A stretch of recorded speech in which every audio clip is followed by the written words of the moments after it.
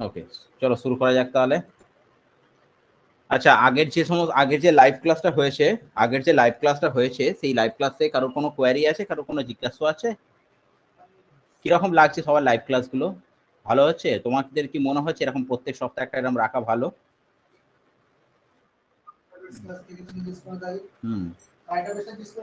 Current অ্যাফেয়ার্সের class কিরকম লেগেছে? কারা কারা জয়েন করেছিলে? এখানে সবাই জয়েন করেছিলে?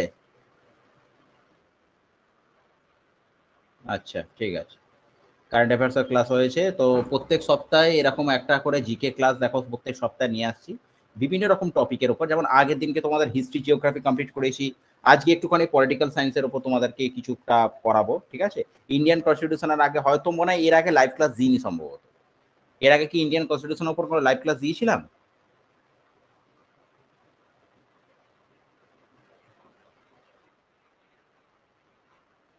আচ্ছা, নিতাই বর্মা তুমি এতদিন ধরে ছিলে না কেন? অনেকদিন থেকে তো ক্লাস। হ্যাঁ, কেন? ও আচ্ছা, ঠিক আছে, ক্লাসে সবাই জয়েন করবে, ঠিক আছে? দেখো লাইভ ক্লাসটা, হ্যাঁ, আজকে থেকে জয়েন করে গেলে আজকে থেকে রেগুলার তোমরা প্রত্যেক উইকে জয়েন করবে। প্রত্যেক উইকে এরকম 5টা থেকে 6:30 হবে তোমাদের, ঠিক আছে? ক্লাসে দেখো, ক্লাসে রেকর্ডিং দিয়ে দেওয়া হয়, কিন্তু ক্লাসে রেকর্ডিং লিখে দিয়ে দেওয়া আর লাইভ ক্লাস অ্যাটেন্ড করা দুটোর মধ্যে পার্থক্য আছে। লাইভ ক্লাস অ্যাটেন্ড করলে তুমি ডিরেক্টলি স্যারকে কোশ্চেন করতে পারবে, সেটা তো তোমাদের রেকর্ডিং ক্লাসে হবে না, না? ঠিক আছে, সেই জন্য দেখো, হ্যাঁ। হুম, হুম। ঠিক আছে, মানে তোমাদের দেখবে নোটিফিকেশনটা তার আগের দিনকে চলে যায়। রবিবার দিনকে যখন ক্লাস হয় তোমাদের শনিবার দিনকে নোটিফিকেশনটা চলে যায়। আবার রবিবার দিনকে একটা রিমাইন্ডার নোটিফিকেশন যায়। তোমরা একটু গ্রুপটা ফলো রাখবে, ঠিক আছে? যে যেরাম গ্রুপে আছো কেন, এখানে অনেকে গ্রুপ থেকে জয়েন করেছে, যে যেরাম গ্রুপে আছো না কেন প্রত্যেকের যে যার গ্রুপে নোটিফিকেশনটা ফলো রাখবে। নোটিফিকেশনটা ফলো রাখলেই তোমরা লাইভ ক্লাস অ্যাটেন্ড করতে পারো। চলো, সো হিয়ার উই গো। চলো শুরু করা যাক আজকে লাইভ ক্লাস, ইন্ডিয়ান কনস্টিটিউশনের উপর লাইভ ক্লাস। আচ্ছা, ইন্ডিয়ান কনস্টিটিউশনের উপর মোটামুটি কার কিরম কি আইডিয়া আছে? আগের কোনো লাইভ ক্লাস করিয়েছিলাম? যারা আগের আমাদের লাইভ ক্লাস করিয়েছিল তারা বলো। আগের কোনো লাইভ ক্লাস করিয়েছিলাম ইন্ডিয়ান কনস্টিটিউশনের উপর? যারা এর আগে আমার যারা ক্লাস করেছিল তারা বলো, কোনো করেছিলাম লাইভ ক্লাস?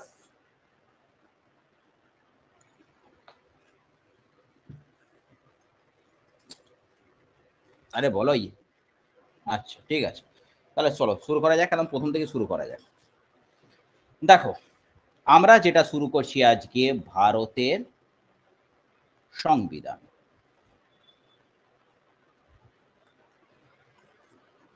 সংবিধান, সং মানে কি রয়েছে, যে বিধান মানে কি রয়েছে, কিছু rules and regulation. Song, song কথাটার মানে হচ্ছে কি, যে যেটাকে খুব সুন্দর করে সাজানো। কেন তাহলে রুলস অ্যান্ড রেগুলেশনটাকে খুব সুন্দর করে সাজানো হয়? তার কারণটা হচ্ছে কি, যে যাতে করে একটা জায়গা, একটা দেশ বা একটা রাজ্য বা একটা প্রদেশ খুব ভালোভাবে চলতে পারে, সেইটার জন্য কিছু রুলস অ্যান্ড রেগুলেশন। এখন কথা হচ্ছে কি, আজকে দেখতে পাচ্ছি এখন কথা হচ্ছে কি, ভারতের একটা সংবিধান আমরা দেখতে পাচ্ছি। কি করে তুমি ভারতের সংবিধান দেখতে পাচ্ছ? ভারতের সংবিধানটা কি দেখা যায়? কিন্তু ভারতের সংবিধানটা যে আছে সেটা আমরা বুঝতে পারবো কি করে? আমরা যখনই কোনো কিছু অপরাধ করি বা যখনই কিছু একটা ক্রাইম করি, আমাদের কিন্তু পানিশমেন্টটা হয়। কি করে পানিশমেন্টটা হয়? নিশ্চয়ই কিরকম রুলস এন্ড রেগুলেশনে সেটাকে মেনশন করা আছে, যে আমাকে এই ধারায় আমাকে পানিশ করা হবে। যদি আমি চুরি করি তাহলে আমাকে এই ধারায় পানিশ করা হবে। যদি আমি ডাকাতি করি তাহলে এই ধারা আমাকে পানিশ করা হবে। তাহলে নিশ্চয়ই একটা পানিশেবল কিছু একটা ব্যাপার আছে। তাহলে সেইগুলো নিশ্চয়ই কোনো না কোনো রুলস অ্যান্ড রেগুলেশন অবশ্যই জিনিসটা আছে বলেই না যে আমাদের এটাকে পানিশ করা হয় বা সেটা অনুযায়ী ব্যবস্থা নেওয়া হয়।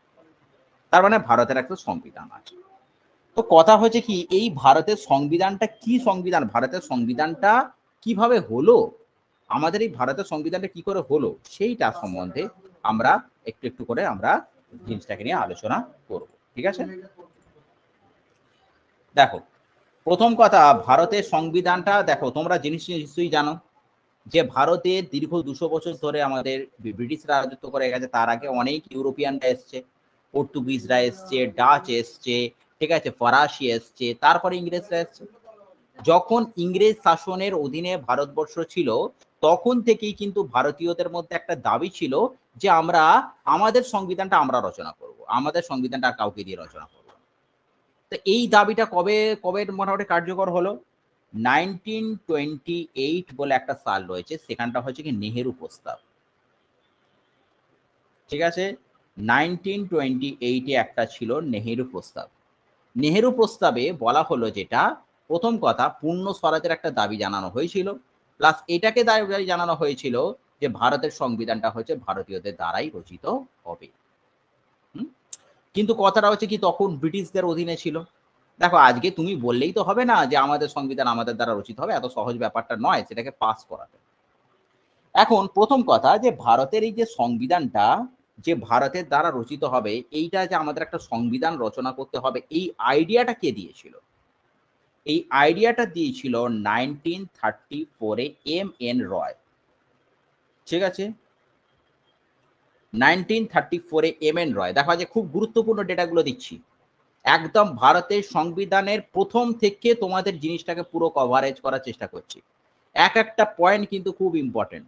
সো এই ক্লাসটার সাথে একদম আমার সাথে শেষ অবধি থাকো, তাহলে দেখবে তোমাদের কাছে অনেক ইনফরমেশনটা ক্লিয়ার হলো। যাদের সংবিধান সম্বন্ধে কোনো আইডিয়া নেই তাদের কাছে আজকে জিনিসটা অনেকটা ক্লিয়ার হয়ে যাবে, এইটুকু আমার গ্যারেন্টি। সো 1934-এ যেটা হয়েছিল, এম.এন. রয় তিনি কিন্তু সংবিধান রচনার কথা ভেবেছিলেন। ঠিক আছে, আচ্ছা তারপরে একটা কথা হয়েছিল যে আমাদের একটা হয়েছিল 1940-তে। 1940-তে কি হয়েছিল? August proposal. এই আগস্ট প্রপোজালে কি হয়েছিল? সংবিধান রচনার কথাটা উল্লেখ করা হয়েছিল। এখন 1940-তে যখন আগস্ট প্রপোজাল হলো, সেই সময়ে একটা ব্রিটিশের প্রধানমন্ত্রী ছিল। ঠিক আছে, সেই সময় একটা ব্রিটিশের প্রধানমন্ত্রী ছিল। তারপরে আবার এরপরও যখন সংবিধানের রচনার কাজ এগিয়েছে তখন একটা ব্রিটিশের প্রধান। 1940-তে যখন আমাদের আগস্ট প্রপোজালটা হয়েছিল, সেই সময়টা ছিল Winston Churchill. Winston Churchill Winston Churchill কি করলো? সেই সময় কোনো কাজ করলো না, জানো। তার 2 বছর পরে 1942-তে 1942-তে ঠিক আছে কি করলো?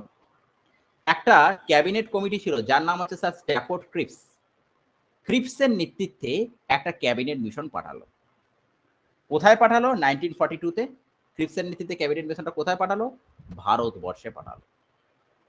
ক্রিপস পুরো ভারত থেকে ঘুরে এসে কি বলল যে এখন ঠিক আছে, ভারতীয়দের দাবিটাই মানা হবে যে ভারতের সংবিধানটা ভারতীয় দ্বারাই রচিত হবে, বাট এখন সময়টা ছিল সেকেন্ড ওয়ার্ল্ড ওয়ার। এই দ্বিতীয় বিশ্বযুদ্ধের সময়টা এখন কি এই সংবিধানটা নিয়ে ভাবাটা ঠিক হবে?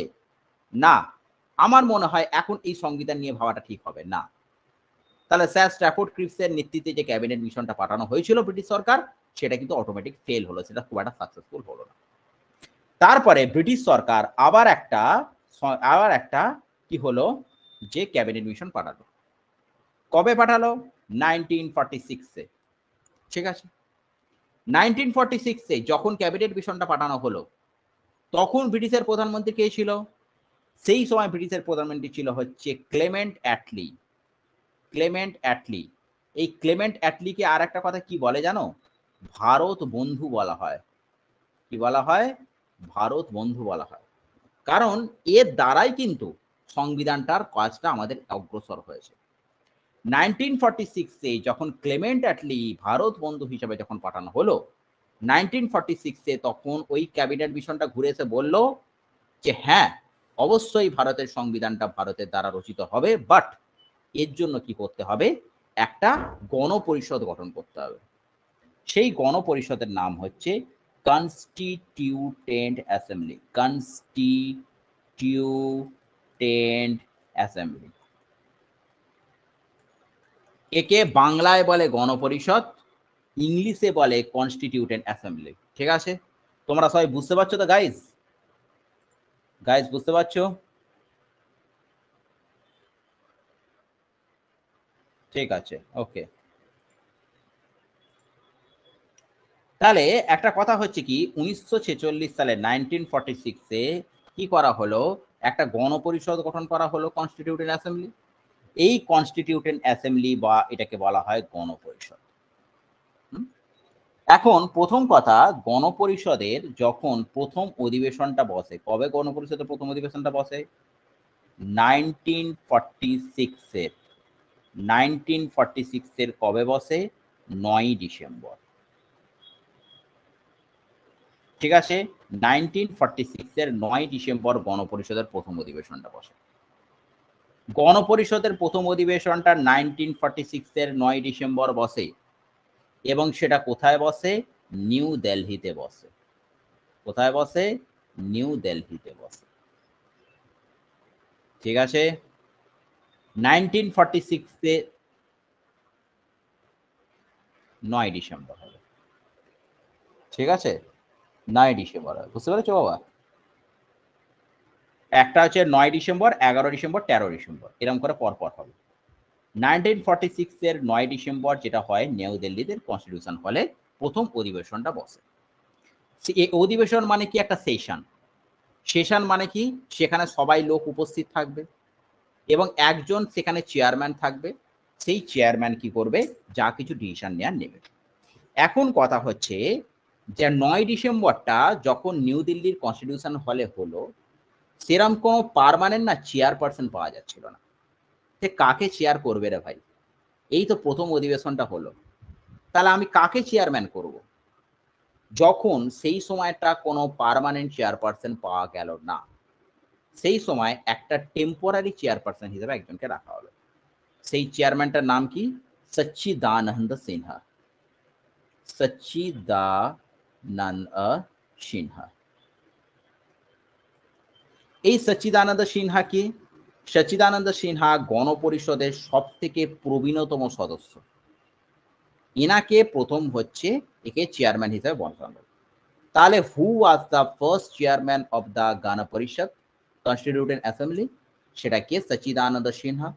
ফার্স্ট অধিবেশনটা কোথায় বসে? নিউ দিল্লিতে, এবং ডেটটা কবে? 9 ডিসেম্বর। ঠিক আছে, আচ্ছা, এবারে কথা হচ্ছে কি, 9 ডিসেম্বর যেটা বসে, সেই সময় টোটাল গণপরিষদের আগে দেখতে হবে যে গণপরিষদটা যখন 1946 গঠন করা হলো, গণপরিষদের টোটাল মেম্বার্স কতজন ছিল? টোটাল মেম্বার্স কতজন ছিল? মেম্বার্স ছিল হচ্ছে টোটাল 389 মেম্বার্স ছিল। কত মেম্বার্স ছিল? 389 মেম্বার্স ছিল। 389 মেম্বার্সের মধ্যে হচ্ছে কি ছিল? 296 জন প্রাদেশিক আইনসভা সদস্যটা ছিল। ঠিক আছে, তার মধ্যে 200 যে 96 যেটা প্রাদেশিক আইনসভার সদস্যটা কিরকম ছিল? মোটামুটি 292 প্লাস 4, তারা বিভিন্ন রকম এই প্রদেশ থেকে এসেছিল। একটু মিউট করো, মিউট করো, মিউট করো, মিউট, মিউট প্লিজ, মিউট করো, মিউট করো। হ্যাঁ, ঠিক আছে, ওকে। তো একটা কথা হচ্ছে, টোটাল হচ্ছে 389 হচ্ছে আমাদের মেম্বার্স ছিল। এখন কথা হচ্ছে, এই যে তোমার দেখতে পাচ্ছ 389 মেম্বার্স, তাহলে গণপরিষদের এতজন মেম্বার্স, গণপরিষদের এত, মিউট করো, মিউট, মিউট করো, মিউট, মিউট করো। যাদের একটু মাইক্রোফোনটা অন আছে তারা একটু মিউট করো না, এরকম করে করতে অসুবিধা হয়তো আমাদের, না? যখন তোমরা বলবে তখন মাইক্রোফোনটাকে আনমিউট করে বলবে, এই হচ্ছে ব্যাপার। মিউট করো। এখন কথা হচ্ছে, তোমার টোটাল 389 মেম্বার্স রয়েছে, তারা তো সবাই সেখানে উপস্থিত থাকার কথা। কিন্তু গণপরিষদের যে প্রথম অধিবেশনটা, যেটা 1946 এর হচ্ছে 9 ডিসেম্বর হয়েছিল, সেখানে কিন্তু সবাই উপস্থিত ছিল না।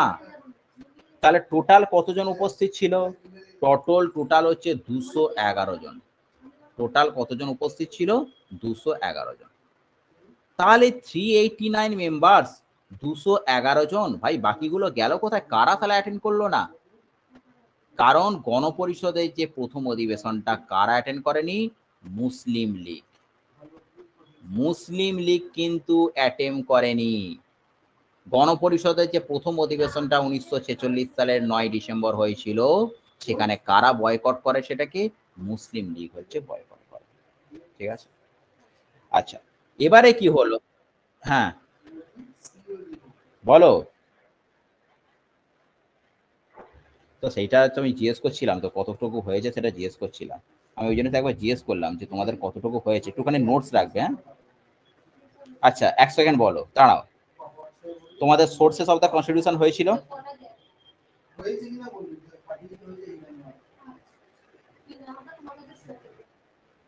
সোর্সেস অফ দ্য তফসিল পর্যন্ত হয়ে গেছিল। ঠিক আছে, একটুখানি নোটস রাখবে। হ্যাঁ, কারণ কথা হচ্ছে আমি তো পড়াচ্ছি এরকম করে, আজকে একটুখানি পার্টগুলো তাহলে থেকে শুরু করছি, ঠিক আছে? পার্টগুলো হয়নি তো? পার্টগুলো হয়নি তো? হয়েছে না হয়নি?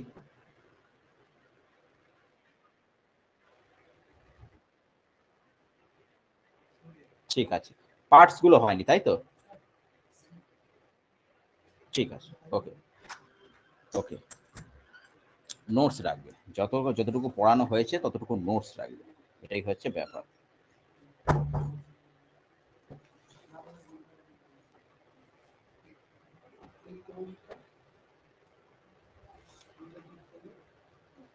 আচ্ছা,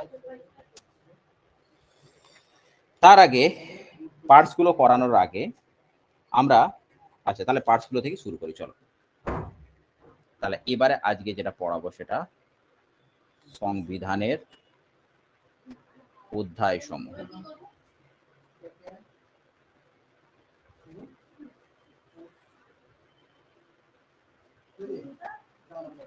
ঠিক আছে, সংবিধানের অধ্যায় সমূহ। বলো বলো বলো।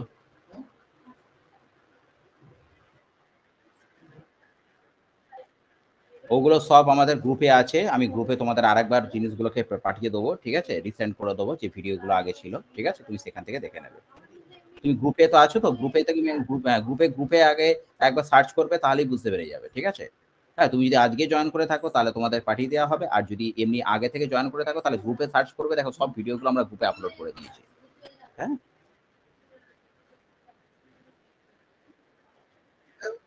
হুম, ঠিক আছে ঠিক আছে, আমি পাঠিয়ে দেওয়া রাখবো, ঠিক আছে, পাঠিয়ে দেওয়া রাখবো, ঠিক আছে, ঠিক, ওকে। আচ্ছা, সংবিধানের অধ্যায় সমূহ। দেখো সংবিধানে কি কি অধ্যায় রয়েছে, অনেকগুলো অধ্যায় রয়েছে।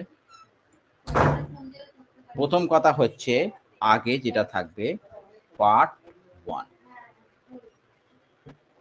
তো এখানে অধ্যায় টোটাল কতগুলো রয়েছে? অধ্যায় অনেকগুলো রয়েছে, একটা একটা করে অধ্যায় বলে দিচ্ছি। প্রথম কথা হচ্ছে পার্ট 1, ঠিক আছে? আচ্ছা, পার্ট 1 এ এইগুলো আমরা কি লিখবো? এগুলো হচ্ছে আমরা আর্টিকেল লিখবো। আগের সপ্তাহে একটা ছেলে কোশ্চেন করেছিল যে স্যার এই আর্টিকেল আর সেকশন এর মধ্যে পার্থক্যটা কি? মনে রাখবে এই আর্টিকেল গুলো কারা ইমপ্লিমেন্ট করতে পারে? একমাত্র পার্লামেন্ট ইমপ্লিমেন্ট করতে পারে। আর সেকশন, আন্ডার সেকশন, সাবসেকশন এগুলোকে কে কারা ইমপ্লিমেন্ট করতে পারে? এগুলো হচ্ছে ইমপ্লিমেন্ট করে কিন্তু হচ্ছে মানে পুলিশ বা ডিস্ট্রিক্ট ম্যাজিস্ট্রেট এগুলো করে। তুমি ধরো কোনো অপরাধ করলে তোমাকে শাস্তিটা সেকশনে দেওয়া হবে, আর্টিকেলে দেওয়া হবে। তো প্রথম আর্টিকেল আমরা আসি। আচ্ছা, পার্ট 1 মানে কত নম্বর আর্টিকেলটা বলানো হচ্ছে? পার্ট 1 মানে আর্টিকেলটা হচ্ছে তোমার 1 থেকে 4, এই আর্টিকেলটা বলা হচ্ছে, ঠিক আছে? তো এখন কথা হচ্ছে কি, এই 1 থেকে 4 এর মধ্যে কি বলা হয়েছে? না, প্রথম কথা, তুমি এই 1 থেকে 4 এ কি বলা হয়েছে? নতুন রাজ্য গঠন। দেখো আজকে পার্টসটার মধ্যে পার্টসটাকে পুরো কমপ্লিট করে দেবো, কি কি অধ্যায় রয়েছে সংবিধানে, কি কি অধ্যায় রয়েছে যতটা পারবো আজকে কমপ্লিট করে দেবো। সব অধ্যায় পড়ার দরকার নেই, প্রচুর অধ্যায় রয়েছে। তার মধ্যে বেশ কিছু অধ্যায় যেগুলো রয়েছে সেগুলো আমাদের এক্সাম পয়েন্ট অফ ভিউ থেকে খুব ইম্পর্টেন্ট, যে কোনো এক্সাম পয়েন্ট অফ ভিউ থেকে আমরা শুধু সেইগুলোকে করে ভালো করে বেরিয়ে যাবো, ঠিক আছে? তার মধ্যে আমরা যেহেতু পার্ট 1টা রয়েছে, পার্ট 1 থেকে শুরু করছি। দেখো পার্ট 1 এ কি বলা হয়েছে? নতুন রাজ্যগুলো গঠন রয়েছে। তারপরে হচ্ছে নতুন কোনো কেন্দ্রশাসিত অঞ্চল সেটাকে গঠন রয়েছে, ঠিক আছে? তারপরে কোনো নতুন রাজ্যের সীমানা পরিবর্তন, নতুন রাজ্যের সীমানা পরিবর্তন, এই সমস্তগুলো আমাদের কোথায় বলা হয়েছে? পার্ট 1 এ বলা হয়েছে, ঠিক আছে?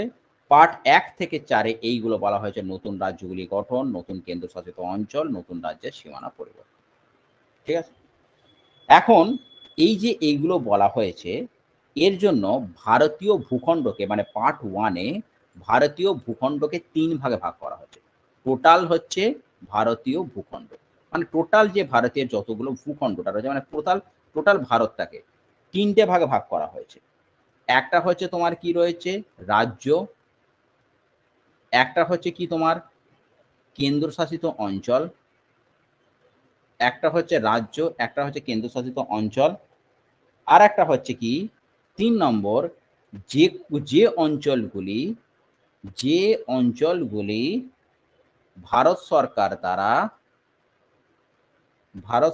দ্বারা যে কোনো সময় অধিগ্রহণ করা যেতে পারে, যে কোনো সময় অধিগ্রহণ করা যেতে পারে। ঠিক আছে? তাহলে টোটাল ভারতীয় ভূখণ্ডকে কিন্তু 3 টে ভাগ, একটা রাজ্যগুলো, একটা কেন্দ্রশাসিত অঞ্চল, আর একটা হচ্ছে ভারত সরকার দ্বারা যে কোনো সময় এটাকে করা যেতে পারে। ঠিক আছে? আচ্ছা, এবারে কথা হচ্ছে কি এই যে অঞ্চলগুলির দ্বারা ভারত সরকার যে কোনো সময়, যে অঞ্চলগুলো ভারত সরকার যে কোনো সময় অধিগ্রহণ করে, মানে এমন কিছু কিছু পার্টস রয়েছে, কিছু কিছু রাজ্য এমন রয়েছে বা কিছু কিছু জোন এমন রয়েছে যেগুলো ভারত সরকার যে কোনো সময় কিন্তু অধিগ্রহণ করতে পারবে। যে এটা এটা আজকে এখানে যদি মনে করো আজকে একটা ভারত সরকার মনে করো কোনো ইন্ডাস্ট্রি করবে, ভারত সরকার যদি মনে করে এখানে একটা কোনো ব্রিজ করবে, তাহলে কিন্তু সেটা গ্রহণ করতে পারে। সেই রকম 3 টে ভাগে আমাদের ভারতীয় ভূখণ্ডকে ভাগ করা হয়েছে, একটা রাজ্য, একটা কেন্দ্রশাসিত অঞ্চল, আর একটা হচ্ছে যে অঞ্চলগুলি ভারত সরকার যদি মনে করে অধিগ্রহণ করে নিতে পারে। ঠিক আছে? হয়েছে? বুঝতে পারছো? বুঝতে পারছো গাইস? ঠিক আছে, ওকে ওকে, চলো শুরু করো। এবারে কথা হচ্ছে কি তুমি যে দেখলে ভারতীয় আমাদের পার্ট 1 আমি কি বললাম তাহলে আর্টিকেলটা 1 থেকে 4। এখন এই আর্টিকেলটাকে কিভাবে কাজে লাগানো হয়েছে বা এই আর্টিকেলটা আদৌ কার্যকরী হয়েছে, মানে এখনো পর্যন্ত কি এই আর্টিকেলটা ফেলে কোনো কিছু সংশোধন করা হয়েছে বা কোনো কিছু কাজে লাগানো হয়েছে সেটা আমাকে বলুন। আপনি তো বলছেন পার্ট 1 এ নতুন রাজ্যের সীমানা পরিবর্তন করা যাবে, নতুন কেন্দ্রশাসিত অঞ্চল তৈরি করা যাবে, নতুন রাজ্য গঠন করা যাবে, এরকম কি এখনো পর্যন্ত কিছু হয়েছে? এই পার্ট 1 আর 4 টাকে কাজে লাগিয়ে কি এরকম কিছু হয়েছে? অবশ্যই হয়েছে। কি কি হয়েছে? কি হয়েছে দেখাই যাক। কেন আমাদের তেলেঙ্গানা রাজ্য গঠন করা হয়নি? তেলেঙ্গানা রাজ্য গঠন করা হয়নি। তেলেঙ্গানা রাজ্য কবে গঠন করা হয়েছিল? 2014 সালের 2 জুন তেলেঙ্গানা রাজ্য গঠন করা হয়নি। এখানে এই যে তেলেঙ্গানা রাজ্য, এটাকে কোনটাকে বিভার্কেটেড করে? অন্ধ্রপ্রদেশ নামক একটা জায়গাটাকে বিভার্কেটেড করে করা হয়েছে। এবং এই তেলেঙ্গানার ক্যাপিটালটা কি রাখা হয়েছিল? হায়দ্রাবাদ রাখা হয়েছে। ঠিক আছে? খুব ইম্পর্টেন্ট এই সালটা অনেকবার পরীক্ষায় আসে যে তেলেঙ্গানা কবে গঠন করা হয়েছিল? 2014 সালের 2 জুন।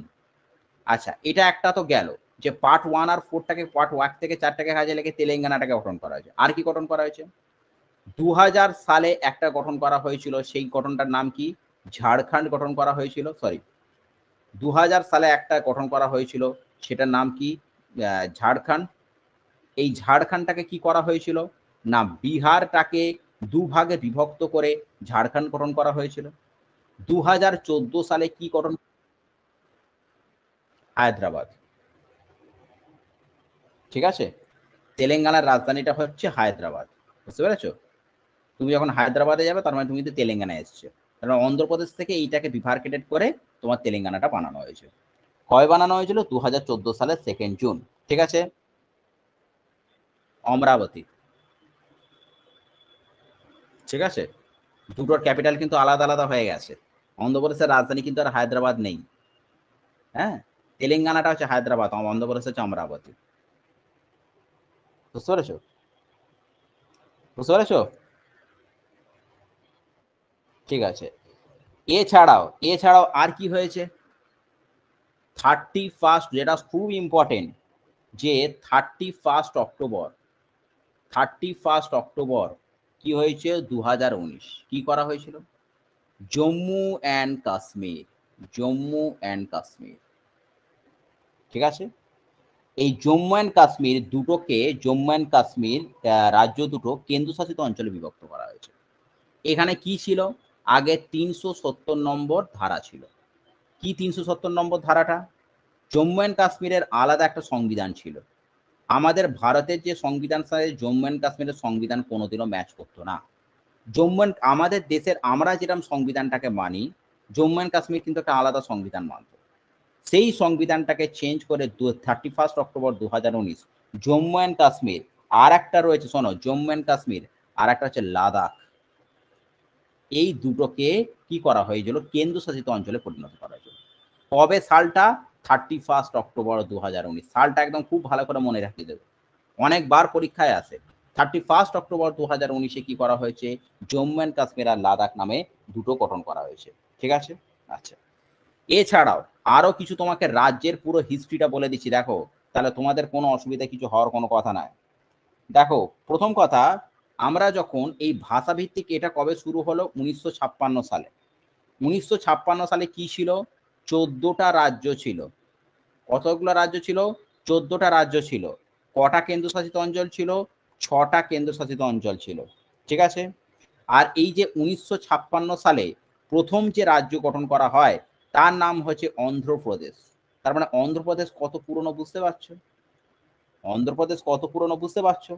এবং 1956 সালে অন্ধ্রপ্রদেশ এবং 1956 সালে আর একটা রাজ্য গঠন করা হয়, সেই রাজ্যটার নাম হচ্ছে কেরালা, ঠিক আছে, হয়েছে। আচ্ছা, 1956 সালে আর একটা গঠন করা হয়, কি গঠন করা হয়, কর্ণাটক, কর্ণাটক, হ্যাঁ। এই কর্ণাটকের আর একটা নাম কি ছিল, আগের নামটা ছিল মহীশূর, ঠিক আছে। মহীশূর মানে বুঝতে পারছো, মহীশূরের ফার্স্ট মহীশূর যুদ্ধ, সেকেন্ড মহীশূর যুদ্ধ, থার্ড, এটা কি কেউ জানো? প্রথম মহীশূরের যুদ্ধ কবে হয়েছিল, সেকেন্ড মহীশূরের যুদ্ধ, থার্ড মহীশূরের যুদ্ধ, এগুলো কেউ জানো কি?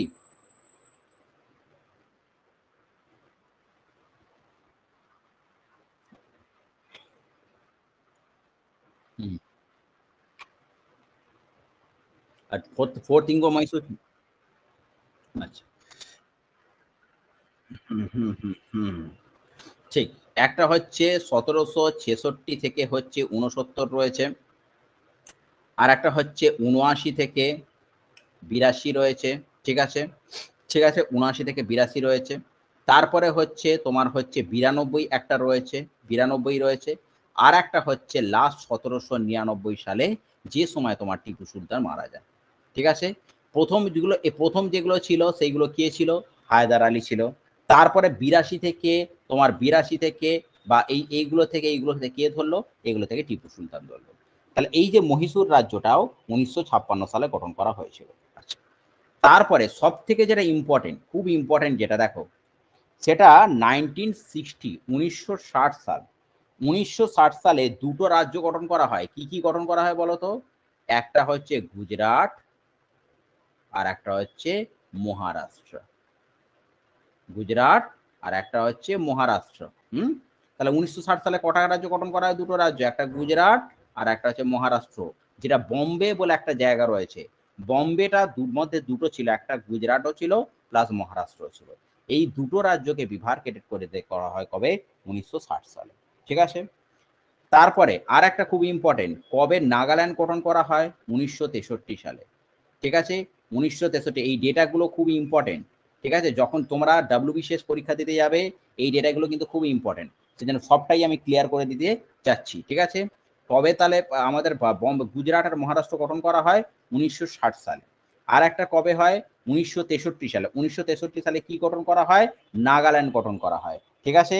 আচ্ছা, তারপরে 1966 সালে, 1966 সালে 1966 সালে পাঞ্জাব প্রদেশ গঠন করা হয়, পাঞ্জাব প্রদেশ গঠন করা হয়।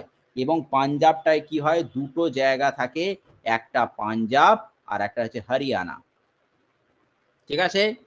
আচ্ছা, 1966 সালে তোমরা এইটুকু শুধু জেনে আগে রেখে রেখে দাও যে 1966 সালে কি করা হয়, পাঞ্জাবটাকে দুটো ভাগে ভাগ করা হয়, একটা হচ্ছে পাঞ্জাব আর একটা হচ্ছে হরিয়ানা। এর সাথে শুধুমাত্র এইটুকু জানলে শুধু হবে না, 1966 সালে কি চুক্তি হয়েছিল বলো তো? একটা ভালো চুক্তি হয়েছিল, সেটাকে তোমাদের একটু বলতে হবে। আর একটা তোমাদের এটা বলতে হবে যে এই যে পাঞ্জাব বলে আমি জায়গাটা মেনশন করে দিচ্ছি, পাঞ্জাবের বলে জায়গাটা মেনশন করে দিচ্ছি, পাঞ্জাবে কি হয়েছিল, আমাদের ইতিহাসে কোন ঘটনাটা ঘটেছিল, তো বলতে পারবে?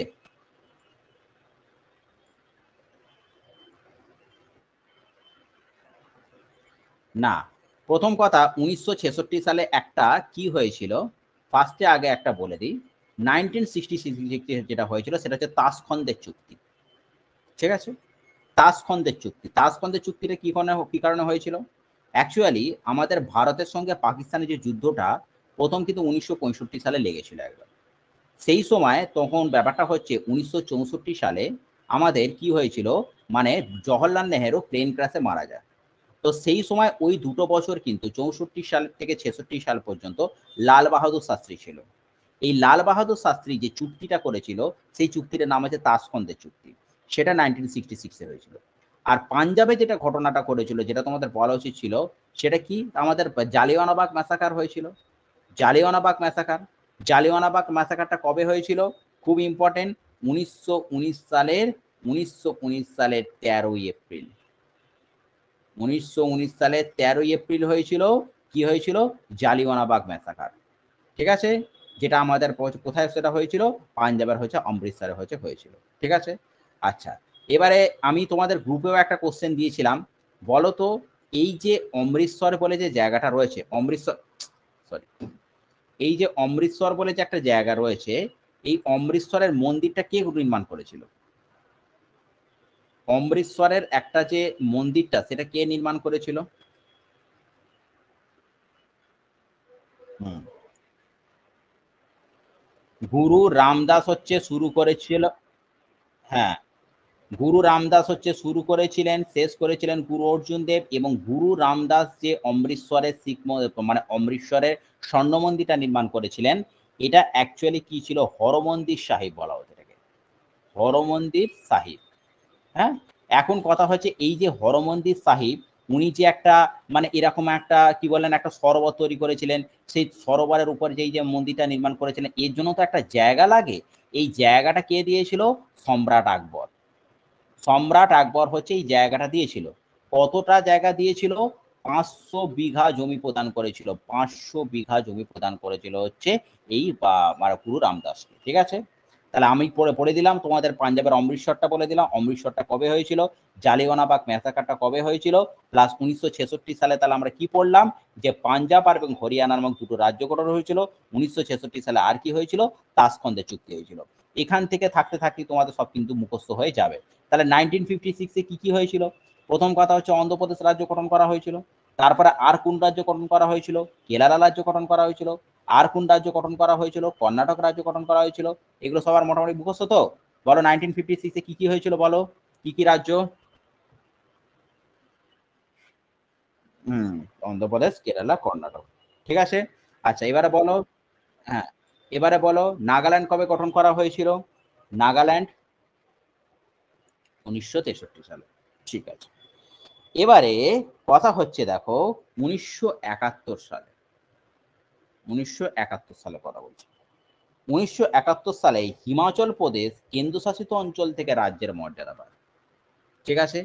তার মানে হিমাচল প্রদেশটাও কি ছিল, হিমাচল প্রদেশটাও কি ছিল, না হিমাচল প্রদেশটা হচ্ছে একটা কেন্দ্রশাসিত অঞ্চল ছিল।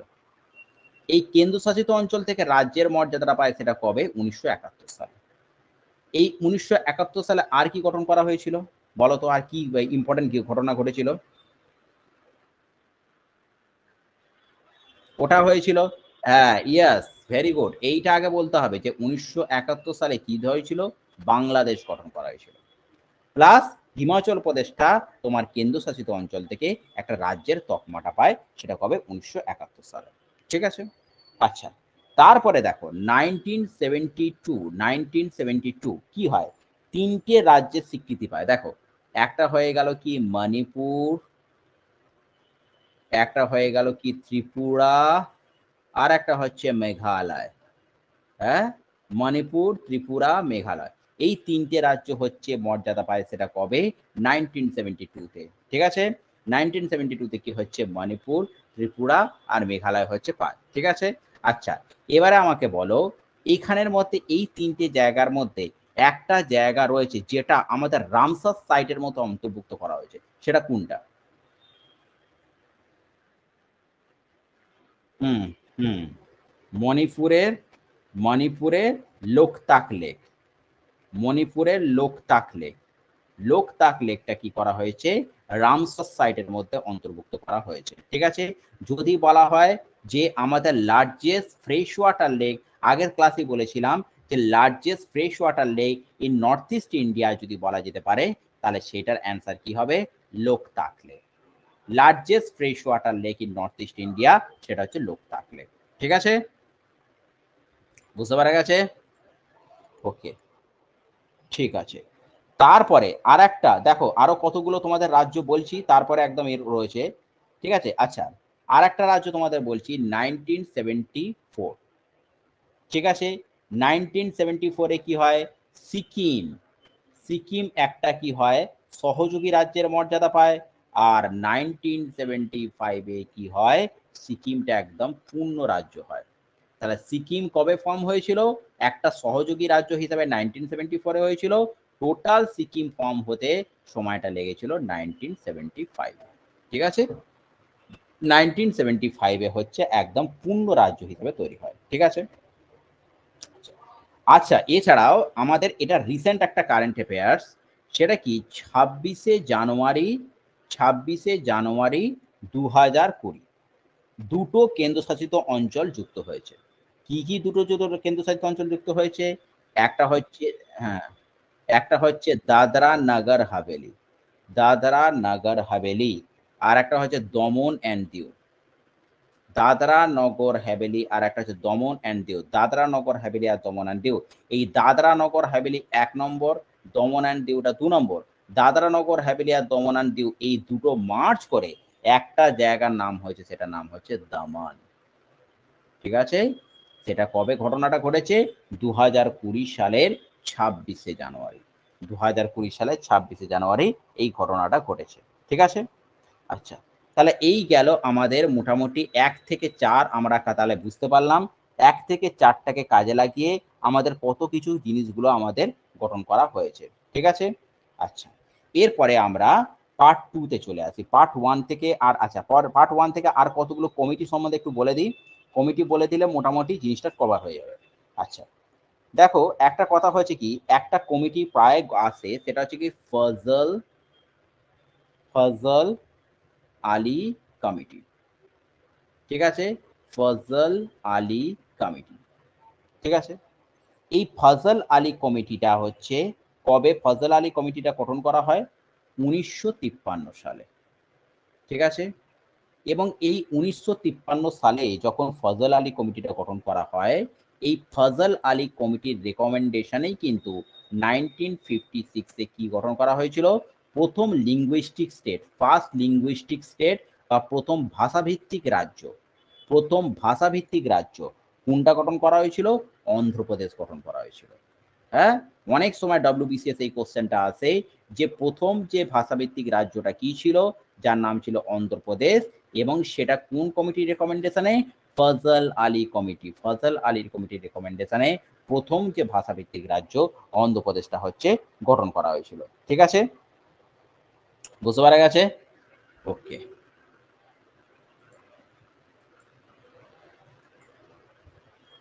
চলো এবারে হচ্ছে তাহলে নেক্সট পার্ট আমরা পড়বো।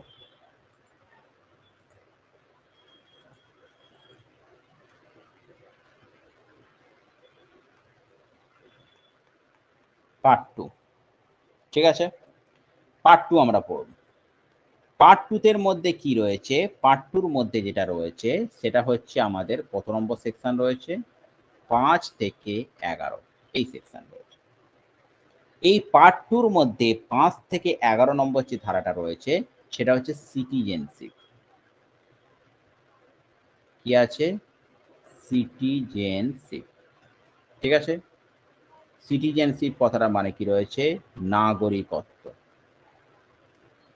ঠিক আছে, 5 থেকে 11 যেটা রয়েছে সেটা হচ্ছে সিটিজেনশিপ। ঠিক আছে, এই সিটিজেনশিপটা কি করা হয়, দেখো 1955 সালের 1955-এ, ঠিক আছে। 1955 সালের নাগরিকত্ব আইনে 5টা উপায় নাগরিকত্বের কথা বলা হয়েছে, ঠিক আছে। 1 নম্বর হয়েছে কি জন্মসূত্রে,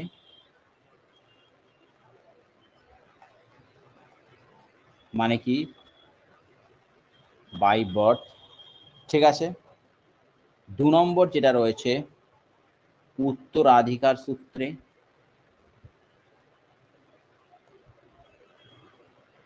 ঠিক আছে।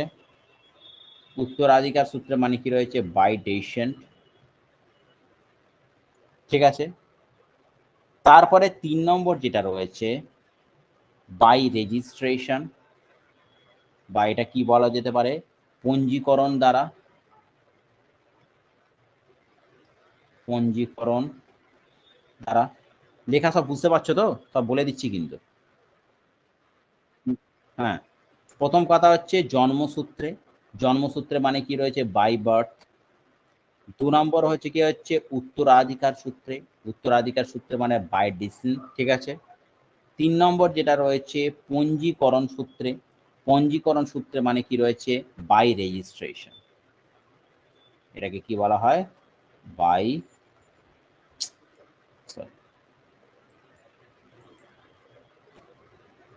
পঞ্জীকরণ সূত্র, বা এটাকে আর একটা কথা কি বলা হয় বাই রেজিস্ট্রেশন, বাই রেজিস্ট্রেশন, ঠিক আছে। ওকে, হয়েছে।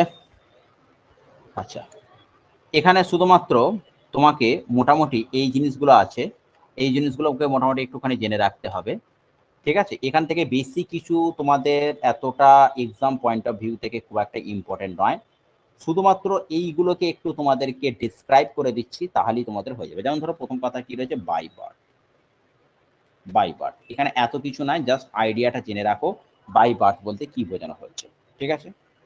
দেখো আমাদের কনস্টিটিউশন কবে অ্যাডপ্টেড হয়েছে, 26 কবে ইনাগুরেট হয়েছে 26শে জানুয়ারি 1950, ফাইন। 26শে জানুয়ারি 1950 তারিখে বা তারপর, বা তারপর, ঠিক আছে, মানে 26শে জানুয়ারি 1950 বা পরে, এবং এবং কি হয় 1 জুলাই 1987, তাহলে 26শে জানুয়ারি 1950 হতে পারে বা তারপর। আর একটা হচ্ছে কি 1 জুলাই 1987, ওকে। এইটা জন্মানো প্রত্যেকটা ব্যক্তিকে ভারতের নাগরিক ওই ক্ষেত্রে মানে ভারতের নাগরিকদের ওই ক্ষেত্রে কি করা হবে যে তাদেরকে ভারতীয় নাগরিক হিসেবে ধরা হবে। এবারে ধরো আমি একটা কথা বলছি, 26শে জানুয়ারি 1950 বা 1 জুলাই 1987 এর আগে, আমি কি বলছি 1950 এর পরে বা 1987 এর আগে, ধরো এই সময়টা কেউ জন্মালো না, বা আমরা যারা ইয়াং জেনারেশনটা রয়েছি, ইয়াং জেনারেশনের কিন্তু ডেট অফ বার্থটা এই সময়ের মধ্যে হয় না, তার হয়তো অনেক পরে আমাদের কিন্তু আমাদের এটা হয়েছে, বর্নটা হয়েছে। তাহলে এই সময়ের মধ্যে কিন্তু আমাদের যারা ফাদার্স বা আমাদের যারা পূর্বপুরুষরা তারা কিন্তু জন্মেছে। যদি তারা এই সময়ের মধ্যে কেউ জন্মায়, তাদের যারা হেয়ার্সরা রয়েছে তাদেরকে আমরা কিন্তু বাই বার্থ হিসাবেই রেজিস্ট্রেশনটা দেখাবো, যে তারা বাই বার্থ মানে জন্মসূত্রেই তারা হচ্ছে নাগরিক, ঠিক আছে। তাহলে আমি কি বললাম 26শে জানুয়ারি 1950 এর পরে বা 1 জুলাই 1987 এর আগে যারা হচ্ছে জন্মেছে, তাদের যারা হেয়ার্সরা রয়েছে তারা কিন্তু সবাই তোমার জন্মসূত্রে ভারতীয় নাগরিক, ঠিক আছে। ওকে, এবারে দেখো এর পরের সালটাই, পরে যে ডেটাটা দিচ্ছি, পরে যে তোমরা এটা বুঝতে পারছো, মানে এটা দিচ্ছি, তাহলেই তোমরা বুঝতে পেরে যাবে যে এই যে উত্তরাধিকার সূত্র ব্যাপারটা ক্লিয়ার হয়ে যাবে, ঠিক আছে। উত্তরাধিকার সূত্রে, উত্তরাধিকার সূত্রে মানে কি যারা বাবা রয়েছে তারপরে আমরা যারা রয়েছি, সেটা কি, সেটা হচ্ছে 26শে জানুয়ারি 1950 সালের পরে, 1 নম্বর কথা। আর একটা 10 ডিসেম্বর 10th ডিসেম্বর 1992 আগে, ঠিক আছে, হ্যাঁ, ভারতে এমনকি পর্যন্ত 1992 আগে কেউ যদি ব্যক্তি আহ, ভারতের বাইরে ভারতের বাইরেও যদি কিছু কাজ জমা, হয়তো সে ইন্ডিয়ান সিটিজেন, বাট হয়তো কোনো কারণে হয়তো 3 মাস কি 4 মাস হয়তো ভারতের বাইরে আছে, কিন্তু সে তো ভারতীয় নাগরিক, সেখানেও যদি তার জন্ম হয়, তাহলে ধরো সে ভারতীয় নাগরিক, হয়তো চাকরি সূত্রে 3 মাস হচ্ছে ইংল্যান্ডে পোস্টিং আছে, অথচ সে কিন্তু ভারতীয় নাগরিক। কারণ ভারতীয় নাগরিকটা তুমি কি করে বুঝলে? 26শে জানুয়ারি 1950 সালের পরে বা 1987-র আগে তাদের জন্ম হয়েছে, আর এটা 26শে জানুয়ারি 1950 সালের পরে বা 1992 সালের আগে ভারতের বাইরে যদি কারোর জন্ম হয়, বা ধরো ফিংল্যান্ডে হয়তো তার জন্ম হয়েছে, সেও কিন্তু আমাদের উত্তরাধিকার সূত্রে ভারতীয় নাগরিক হবে, প্লাস ভারতে জন্মে নিলে তো হবে। এই সময়ের মধ্যে যারা জন্ম নিয়েছে তাদের এরপর তাদের যে সমস্ত হেয়ার্স গুলো রয়েছে, তারা নিশ্চয়ই হয়তো 1992 পরেও যদি কেউ জন্ম নেয়, তাহলে কিন্তু সেটা কি হয়ে গেল, উত্তরাধিকার সূত্রে তারা জন্মগ্রহণ করছে। ঠিক আছে? আচ্ছা, আর একটা হচ্ছে কি 3 নম্বর যে জিনিসটা জেনে রাখো, সেটা হচ্ছে কি যে বাই রেজিস্ট্রেশন।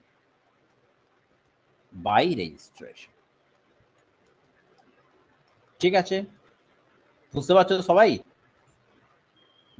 তো সবাই? নিতাল বার্মান, যারা আজকে নতুন এসছো, বুঝতে পারছো? নিতাল বার্মান, তারপরে আসনামন শেখ, বুঝতে পারছো তোমরা? ঠিক আছে, ওকে, চলো।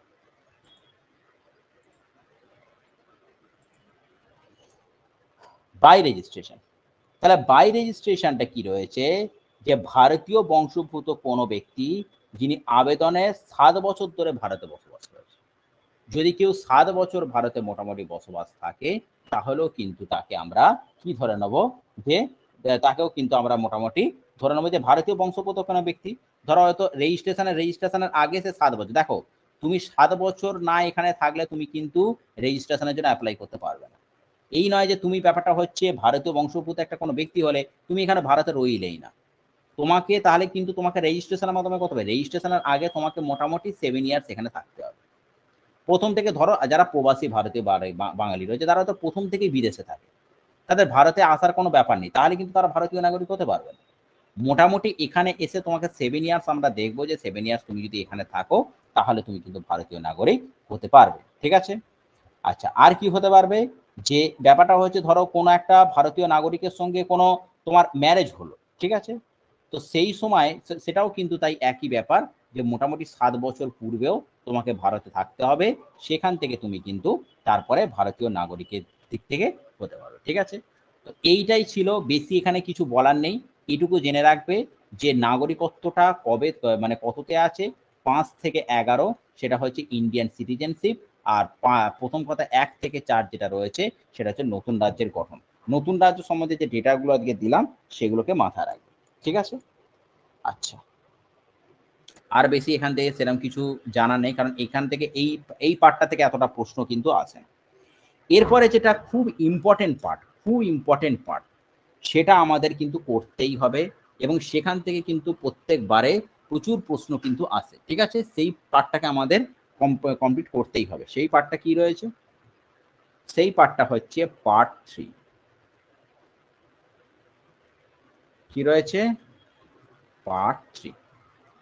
ঠিক আছে? পার্ট 3 মানে কি বুঝতে পারছো এখানটা? মৌলিক অধিকার সমূহ। খুব ইম্পর্টেন্ট একটা পার্ট আমি বলতে চলেছি। পার্ট 3, মৌলিক অধিকার সমূহ। মৌলিক অধিকারটা কত থেকে কত নম্বর ধারায় বলা হয়েছে? মনে রাখবে, 12 থেকে 35 নম্বর ধারায় কি বলা হয়েছে? মৌলিক অধিকারগুলো বলা হয়েছে। ঠিক আছে?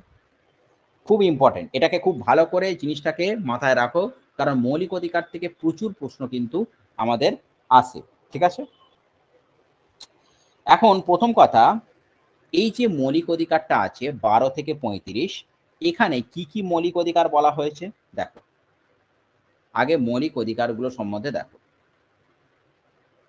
কি কি মৌলিক অধিকার বলা হয়েছে। ফার্স্ট হচ্ছে 1 নম্বর হচ্ছে সাম্যের অধিকার। কি আছে? সাম্যের অধিকার। সাম্যের অধিকারটা কত নম্বর ধারায় বলা হয়েছে? 14 থেকে 18 নম্বর ধারায় কি বলা হয়েছে? সাম্যের অধিকার। 2 নম্বর কি আছে? স্বাধীনতার অধিকার। 2 নম্বর কি আছে? স্বাধীনতার অধিকার। এটা কত নম্বর ধারায় বলা হয়েছে? 19 থেকে 22 নম্বর ধারায় স্বাধীনতার অধিকার। 3 নম্বর কি আছে? শোষণের বিরুদ্ধে অধিকার। এটা কত আছে? 23 থেকে 24 শোষণের বিরুদ্ধে অধিকার। ঠিক আছে, নেক্সট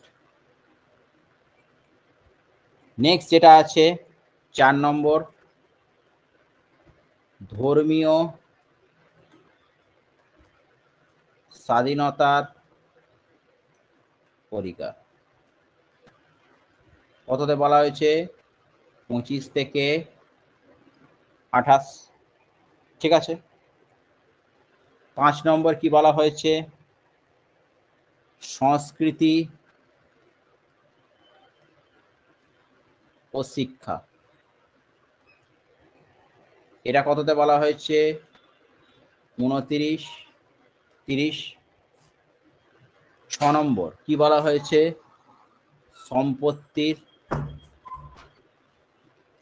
সম্পত্তির অধিকার। কি বলা হয়েছে? 31। ঠিক আছে, আর একটা হচ্ছে মনে রেখে দাও, 7 নম্বর যেটা রয়েছে সাংবিধানিক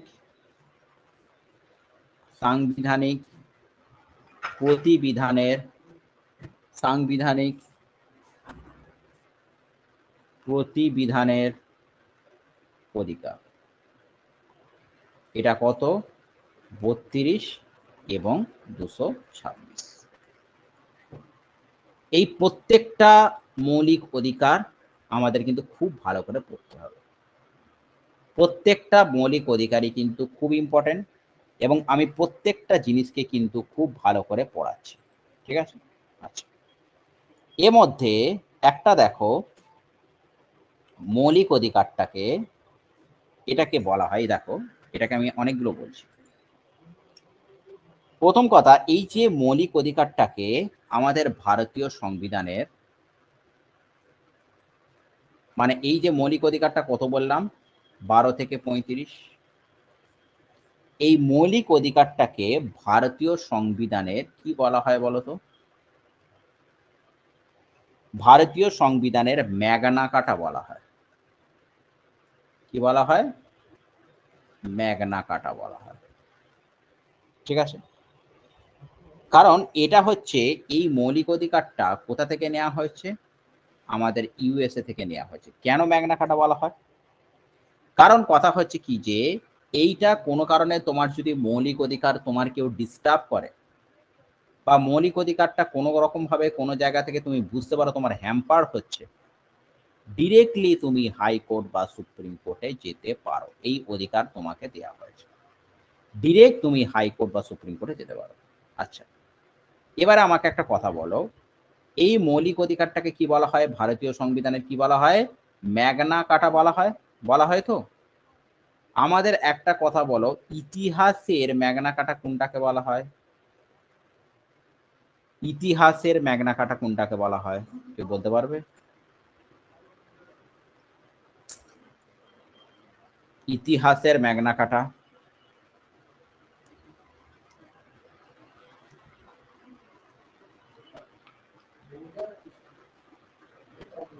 সবার ভালো লাগছে তো? না সব ঘুমিয়ে পড়ছো?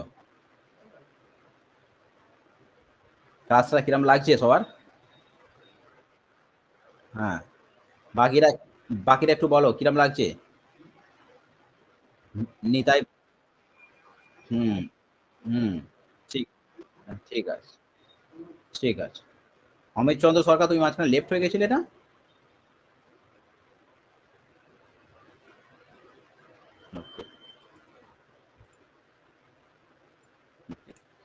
তাহলে একে বলা হয় ভারতীয় সংবিধানের কি বলা হয় ম্যাগনা কার্টা। ভারতীয় সংবিধানের ম্যাগনা কার্টা কি বলা হয়?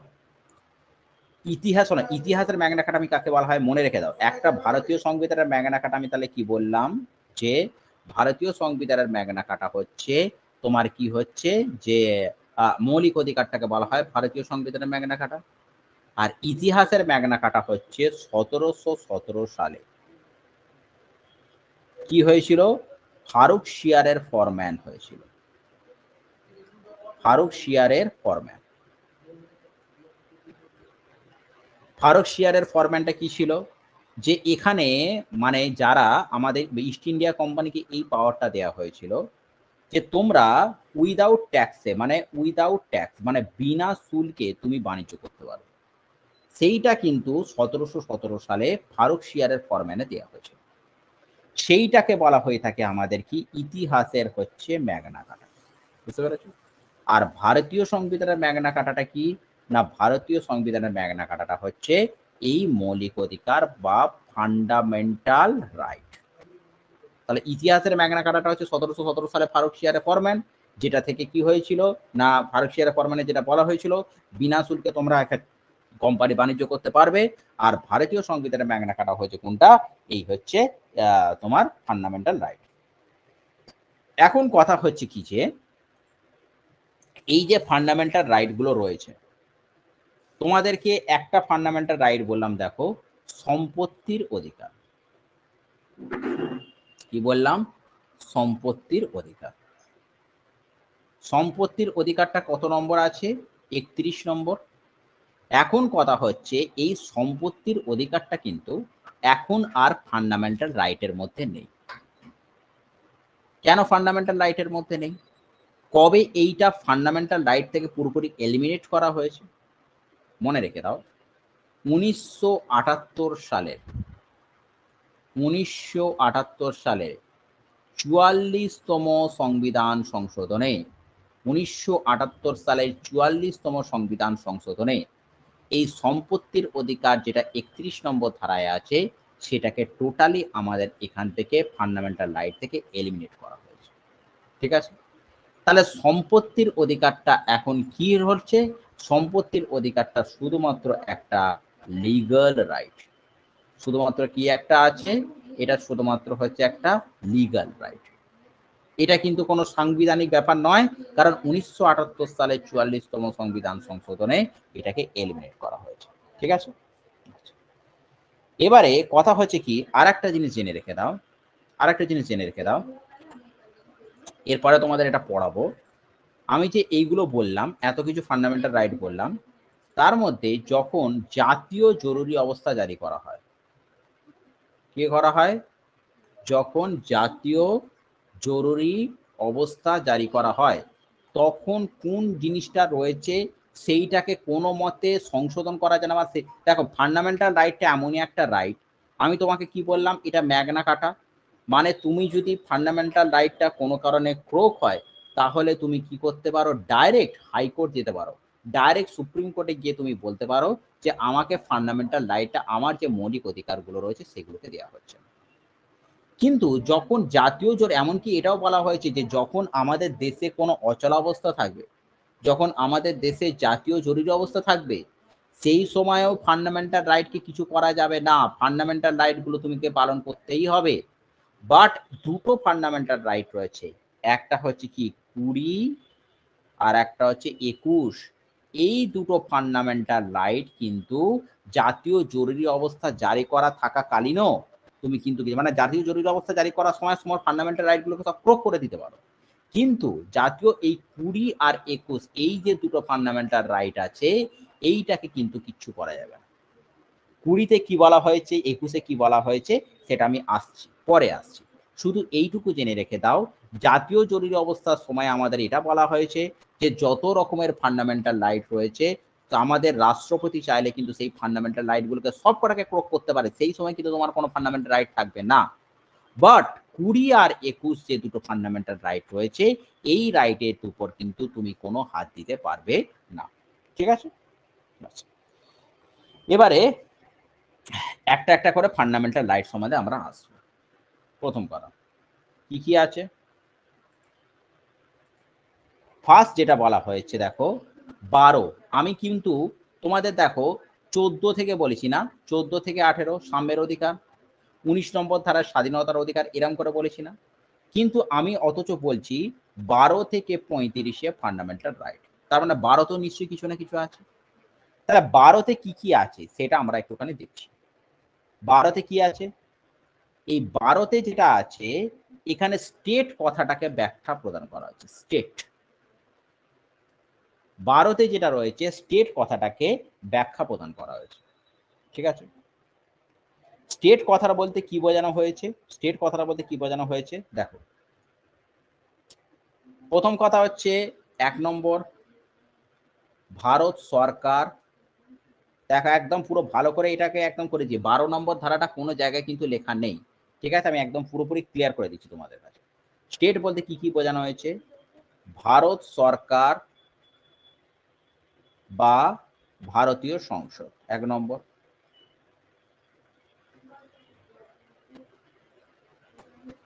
1 নম্বর স্টেটের মধ্যে ভারত সরকার বা ভারতীয় সংসদ। ঠিক আছে? 2 নম্বর কি রয়েছে?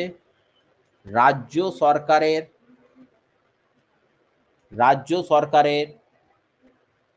আইন প্রণয়নকারী ও শাসনকারী অংশ। ঠিক আছে? তাহলে 1 নম্বর ধারাটা কি রয়েছে?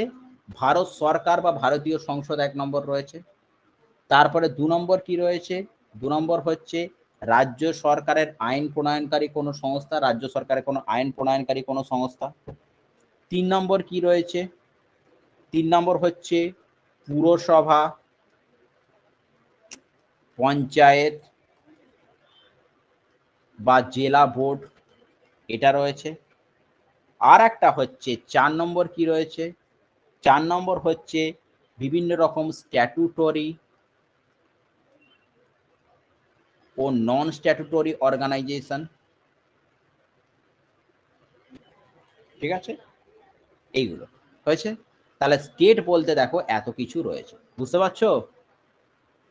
বুঝতে পারছো এগুলো সব?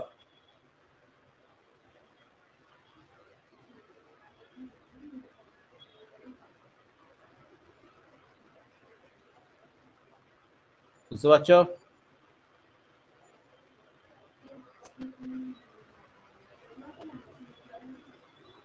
আরে বলো কিছু, সব বলছো।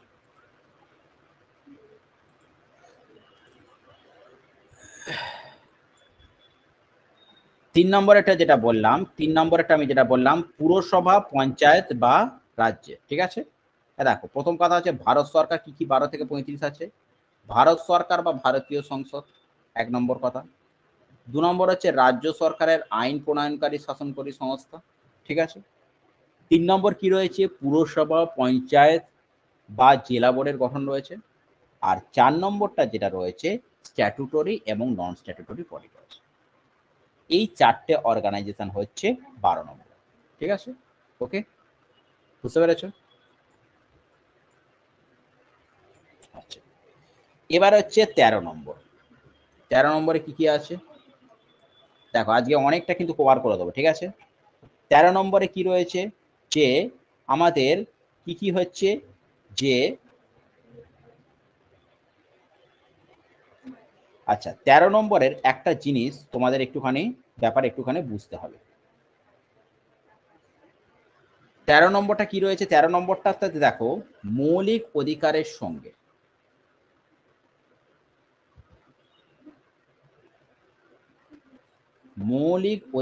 সঙ্গে সামঞ্জস্যপূর্ণ নয়।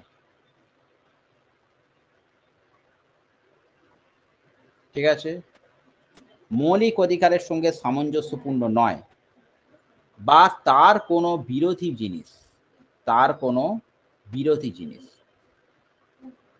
ওকে, এইটা কিন্তু আমাদের আমাদের কোনো আইন, এটা কিন্তু কোনো কিছু থাকবে না।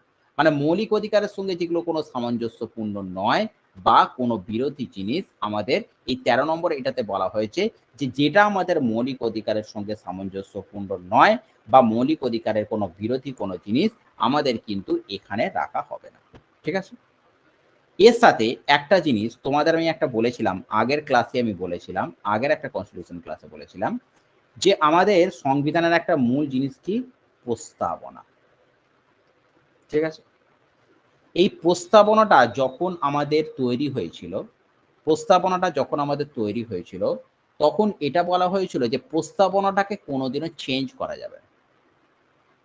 কিন্তু এরপরে একটা কেস হয়, সেই কেসটার নাম কি? 1973 সালে। 1973 সালে যে কেসটা হয় সেটা কি কেসটা রয়েছে? কেশবানন্দ ভারতী কেস। এই 1973 সালে যে কেশবানন্দ ভারতী কেসটা হয়, সেখানে এটা বলা হয় যে প্রস্তাবনাটাও সংবিধানের একটা অংশ এবং এই প্রস্তাবনাটাকেও কিন্তু চেঞ্জ করা যায়। সেটা কবে? না 1973 সালে। ঠিক আছে? এইবারে এসো ফান্ডামেন্টাল রাইট আর কতগুলো বলে আজকে ক্লাসটা শেষ। আর 10-15 মিনিট পরে যে ক্লাসটা হবে। ঠিক আছে?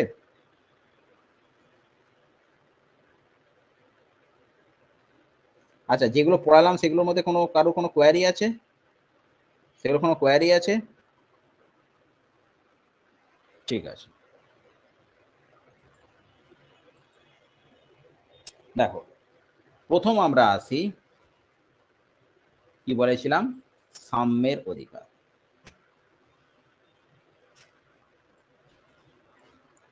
ঠিক আছে? কি বলেছিলাম প্রথম? সাম্যের অধিকার। এটা কত নম্বরে বলেছিলাম? 14 থেকে 18। ঠিক আছে? আচ্ছা, প্রথম কথা একটা কি বলা হয়েছে দেখো, 14 নম্বর ধারায় কি বলা হয়েছে? 14 নম্বর ধারাটা, 14 নম্বর ধারায় এটা বলা হয়েছে, আইনের চোখে আইনের চোখে সকলের আইনের চোখে সকলের সমান অধিকার। ঠিক আছে? আইনের চোখে কিন্তু সকলের সমান অধিকার, কিন্তু এর মধ্যে কিছু ব্যতিক্রম রয়েছে। কি কি ব্যতিক্রম রয়েছে? যেমন রাষ্ট্রপতি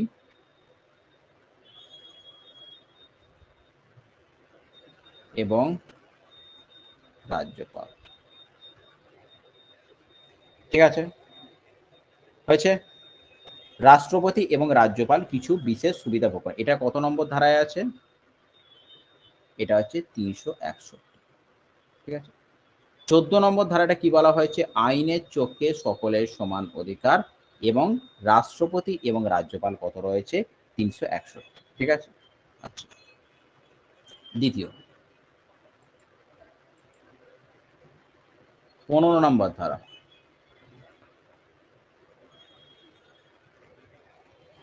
15 নম্বর ধারাটা কি বলা হয়েছে? কিছু ভেদাভেদ রয়েছে। ঠিক আছে? নির্দিষ্ট ক্ষেত্রে কিছু ভেদাভেদ। আচ্ছা, এটা কি হচ্ছে? 15 নম্বর ধারাটা কি বলা হয়েছে? যে আমাদের জাতিভেদ নিষিদ্ধ করে। তাহলে আমরা 14 নম্বর ধারাটা কি বললাম? 14 নম্বর ধারাটা আইনের চোখে সকলের সমান অধিকার। তার মধ্যে কিছু ব্যতিক্রম কি রয়েছে? ব্যতিক্রমটা রয়েছে যারা রাষ্ট্রপতি এবং রাজ্যপাল, কিছু ব্যতিক্রম রয়েছে। 15 নম্বর ধারাটাতে কি রয়েছে? জাতিভেদটাকে নিষিদ্ধকরণ, মানে জাতি ধর্ম বর্ণ নির্বিশেষে সকলের সমান অধিকার রয়েছে। ঠিক আছে? 16 নম্বর, শুধু শুধু ধারাগুলো জেনে রাখো, বেশি কিছু করার দরকার নেই, শুধু ধারাগুলো জেনে রাখো। 16 নম্বর ধারাটা কি বলা হয়েছে? সরকারি নিয়োগের ক্ষেত্রে, শোনো, সরকারি, খুব ইম্পর্টেন্ট একটা 16 নম্বর ধারাটা, সরকারি নিয়োগের ক্ষেত্রে সরকারি নিয়োগের ক্ষেত্রে সকলের সমান অধিকার।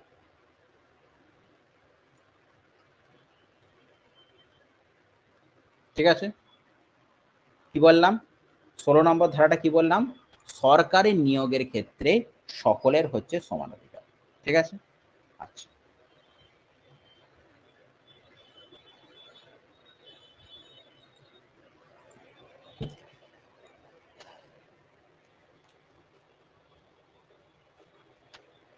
এরপরে এসো 17 নম্বর আর্টিকেল।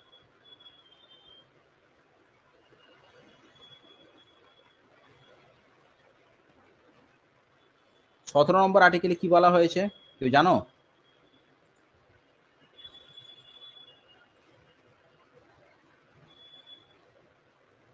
সতেরো নম্বর আর্টিকেলে কেউ জানো?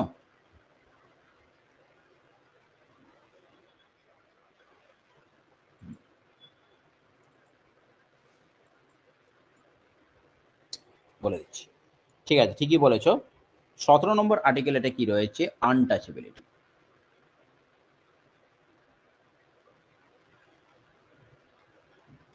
ঠিক আছে, 17 নম্বর ধারা। আচ্ছা, তারপর 18 নম্বর ধারা।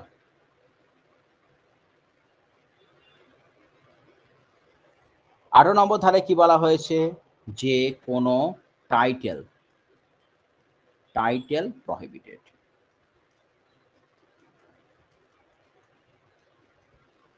কোনো রকম তুমি খেতাব নিতে পারবে না। 18 নম্বর ধারাটা হচ্ছে এটা বলা হয়েছে, কোনো রকম আমরা খেতাব নিতে, তুমি কোনো রকম ভাবে কোনো খেতাব নিতে পারবে না। ঠিক আছে, সামাজিক এবং শিক্ষাগত কৃতিত্ব ছাড়া তুমি কোনো খেতাব নিতে পারবে না। ঠিক আছে, এরপরে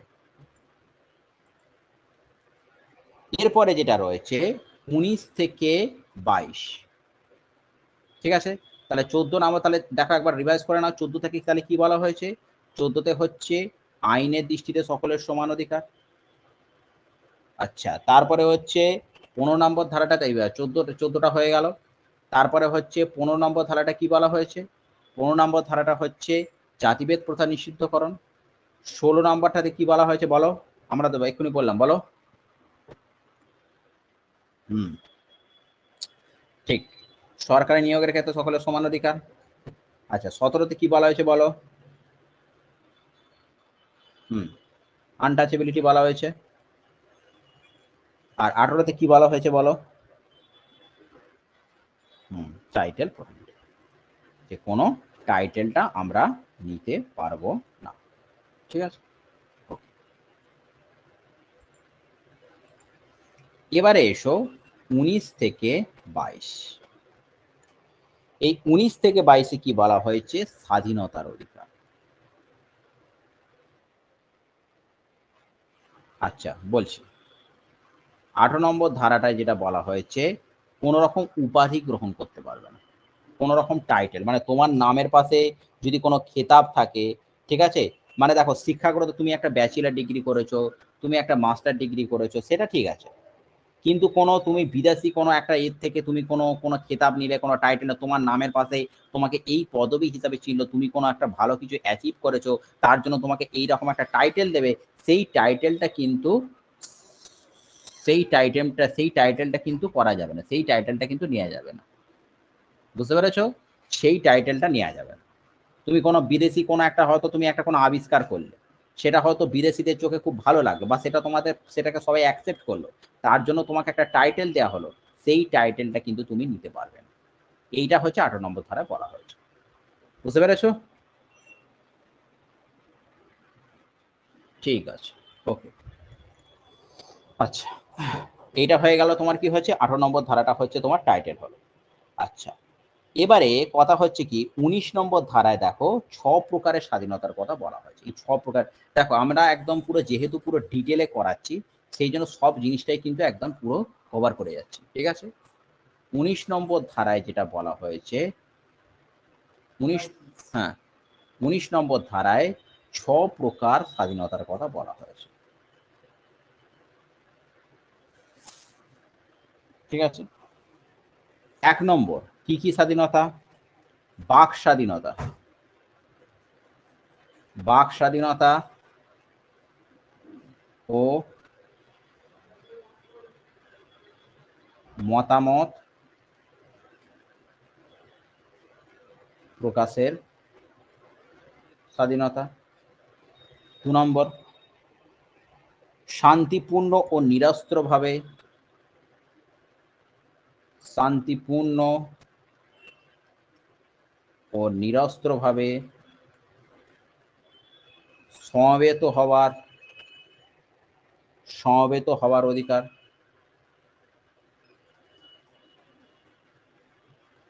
ঠিক আছে, শান্তিপূর্ণ ও নিরস্ত্রভাবে সমবেত হওয়ার অধিকার। 3 নম্বর, সংঘ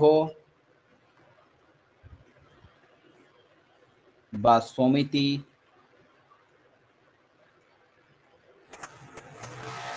গঠনের অধিকার। 4 নম্বর, ভারতের সর্বত্র চলাফেরার অধিকার। কি হচ্ছে তাহলে 3 নম্বরটা কি রয়েছে? সংঘ বা সমিতি গঠনের অধিকারটা রয়েছে, ভারতের সর্বত্র চলাফেরার অধিকার রয়েছে। আচ্ছা, তারপরে হচ্ছে 5 নম্বর, যে কোনো অঞ্চলে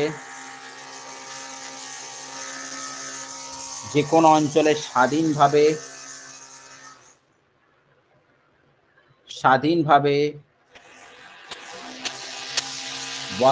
বসবাস করার অধিকার। আর একটা কি 6 নম্বর হচ্ছে কি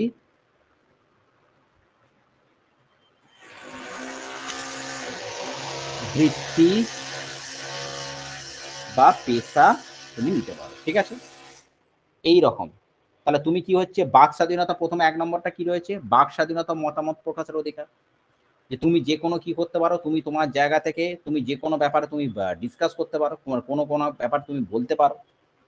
2 নম্বর হচ্ছে কোনো একটা জায়গায় শান্তিপূর্ণভাবে নিরস্ত্রভাবে তুমি অধিকার হতে পারো, সমবেত হতে পারো। কোনো একটা জায়গা নিয়ে তোমার আলোচনা হচ্ছে, সেটাকে নিয়ে তুমি সেই জায়গায় তুমি সেই জায়গায় তুমি অংশ নিতে পারো। তুমি চাইলে কোনো সংঘ বা সমিতি গঠন করতে পারো, তুমি কোনো অর্গানাইজেশন বা সেটার জন্য তুমি চাইলে গঠন করতে পারো। তারপর তুমি যে কোনো জায়গায়, ভারতের যে কোনো জায়গায় তুমি চলাফেরা করতে পারো। তারপর ভারতের যে কোনো স্থানে স্বাধীনভাবে বসবাস করার অধিকার, যে কোনো স্থানে তুমি যে কোনো জায়গায় তুমি একদম ফ্রিলি বসবাস করতে পারবে, ইন্ডিপেন্ডেন্ট বসবাস করতে পারবে। আর যে কোনো বৃত্তি বা পেশা তোমার গ্রহণ করতে পারো। তুমি যদি মনে করো ডক্টর হবে, তুমি ডক্টর হতে পারো। তুমি যদি মনে করো ইঞ্জিনিয়ার হবে, তাহলে ইঞ্জিনিয়ার হতে পারো, ঠিক আছে। তো এই ছিল আজকে ক্লাস, এই অবধি আজকে হয়েছে। বলো, এই অবধি আজকে সংবিধান আগে কিন্তু মৌলিক অধিকারটা অনেকটাই পড়িয়ে দিলাম, পার্টসগুলো নিয়ে অনেকটা। 2 নম্বরটা, হ্যাঁ বলো, ঠিক আছে, আমাকে অসুবিধা নেই, বলে দিচ্ছি।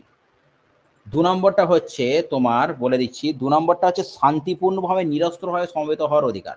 তুমি কোনো একটা জায়গায়, তোমাকে এই নয় যে তোমাকে ওয়েপন্স নিয়ে তোমাকে সেখানে সমবেত হতে, মানে তোমার একটা ওয়েপন্সটা কখন তোমার লাগবে, যখন তোমার মনে হবে তোমার উপর লাইফ রিস্ক রয়েছে, তখন তুমি ওয়েপন্স নিয়ে ইয়ে করতে পারো, যে আমার এখানে লাইফ রিস্ক রয়েছে, আমাকে এখানে ওয়েপন্স নিয়ে থাকতে হবে এখানে নিজের সেফটির জন্য। তুমি সেরকম কিন্তু আমাদের এখানে কোনো ব্যাপারটা নেই। তুমি নিরস্ত্রভাবে, শান্তিপূর্ণভাবে তুমি যে কোনো জায়গায় সমবেত হতে পারো, সবাই মিলে একটা জায়গায় জোট বাঁধতে পারো। তার জন্য তোমাকে কোনো ওয়েপন্স নেওয়ার দরকার নেই। শান্তিপূর্ণভাবে, নিরস্ত্রভাবে তুমি যে কোনো জায়গায় সমবেত হতে পারো, ঠিক আছে, বুঝতে পেরেছো? 6 নম্বরটা হচ্ছে কি, যে কোনো বৃত্তি, পেশা বা ব্যবসা বাণিজ্য। তুমি যদি মনে করো, তোমার নামটা কি? সুলতানা। তুমি যদি মনে করো আজকে আমি MBA করব, ধরো তুমি কমার্স নিয়ে পড়েছো, তুমি যদি মনে করো আজকে MBA করব, ধরো তুমি সায়েন্স নিয়ে পড়েছো, তাহলে তুমি যদি মনে করো যে স্যার আমি মেডিকেলের দিকে যাব, আমি ইঞ্জিনিয়ারিং করব, সেটা তোমার ইচ্ছা। এবং তুমি যদি এটাও মনে করো যে স্যার আমি এসব চাকরি বাকরি লাইনে কোনো কিছুই যাব না, আমি সে বিজনেস করব, সেটাও তুমি করতে পারো। তুমি যে কোনো চাইলে কোনো পেশা গ্রহণ করতে পারো, যে কোনো ব্যবসা বাণিজ্য করতে পারো, যে কোনো চাকরি করতে পারো, ফ্রিলি করতে পারো, তোমার ইচ্ছায় তুমি করতে পারো। তোমাকে কিন্তু কেউ এটা বলনেওয়ালা নেই, তোমাকে এখানে কেউ ফোর্স করতে পারে না, তোমাকে এটাই করতে হবে, এটাই তোমাকে করতে হবে, এটা ছাড়া তোমার কোনো অপশান, এরকম কোনো ব্যাপার কিছু নেই, তুমি যা কিছু গ্রহণ করতে পারো, ঠিক আছে। এই জন্য দেখবে এখন অনেকটা জায়গায় তোমার দেখবে MBAটা ডিস্টেন্সেও করায়। তার মানে ডিস্টেন্সটা করায় মানে কি, সবার জন্য সেটা ওপেন করে দেওয়া হচ্ছে, ঠিক আছে। এই যে নেতাজি ওপেন ইউনিভার্সিটিটা রয়েছে, সেখানে যারা গ্র্যাজুয়েশন করেনি তারা সেখানে গ্র্যাজুয়েশনটা করতে পারে, এটা ওপেন ফর অল। তার মানে কি, এইটা হচ্ছে কি অনেকটা এই জিনিসটাকে কিন্তু কভার করা হচ্ছে, যে সবাই তুমি যে কোনো চাইলে তোমার ইচ্ছা মতো তুমি কোনো বৃত্তি, তুমি হয়তো কোনো সায়েন্সের স্টুডেন্ট নয়, সায়েন্সের স্টুডেন্ট নয়, স্যার আমি MCA নিতে পারবো না, তুমি MCA করতেই পারো। তোমার যদি মনে হয় আমি এন্ট্রান্স এক্সাম দিয়ে এনসিএ করবো না, ডিস্টেন্স এমসিএ করবো, তার জন্য তোমার পথ খোলা আছে, তার জন্য তোমাকে সরকার ব্যবস্থা দেবে। শুধু তুমি চাইলে তোমার ইচ্ছা যেরকম রয়েছে তুমি সেটাকে গ্রহণ করতে পারো। ঠিক আছে, বলো আজকে ক্লাস কিরকম লাগলো? হুম হুম, ঠিক আছে, এরকম করে প্রত্যেক সপ্তাহে আমাদের এরকম ক্লাস হবে। আজকে যে অবধি হলো দেখো, স্বাধীনতার অধিকার অবধি হলো। পরের ক্লাসে আমরা এরপর থেকে কিছুটা করে তারপর আবার নেক্সট ক্লাসে আমরা কিন্তু জিওগ্রাফিতে চলে যাব। আমাদের এইরকম ক্লাসগুলোকে রোটেট করে করে হবে। দেখো আজকে কি আগের সপ্তাহ হয়তো হিস্ট্রি করিয়েছি, জিওগ্রাফি করিয়েছি, এ সপ্তাহে হচ্ছে পল সায়েন্সটা করলাম, সামনের সপ্তাহে আবার পল সায়েন্স করে তারপর আবার সামনের সপ্তাহে আমরা আবার জিওগ্রাফি ক্লাসে চলে যাবো। এই নয় যে আমরা শুধুমাত্র একটা সাবজেক্টকে নিয়ে করবো, আমরা ভেরিয়াস সাবজেক্টকে বারবার ধরে রিপিট করে করে করবো। ঠিক আছে, ঠিক আছে। হ্যাঁ গণিত হয় তো, গণিত হয় তো। আচ্ছা ঠিক আছে, গণিতের ক্লাসটা তোমার একটা, হ্যাঁ ঠিক আছে, ওটাকে আমি দেখছি। আর এ বলছি যে তোমাদের গণিতের একটা রেকর্ডিং ক্লাস কিছু দেওয়া হয় না?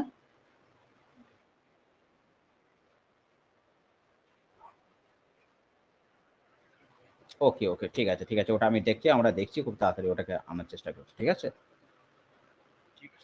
ওকে, ঠিক আছে, অল দ্য বেস্ট। এইভাবে জয়েন হয়ে যাও। ঠিক আছে। হুম।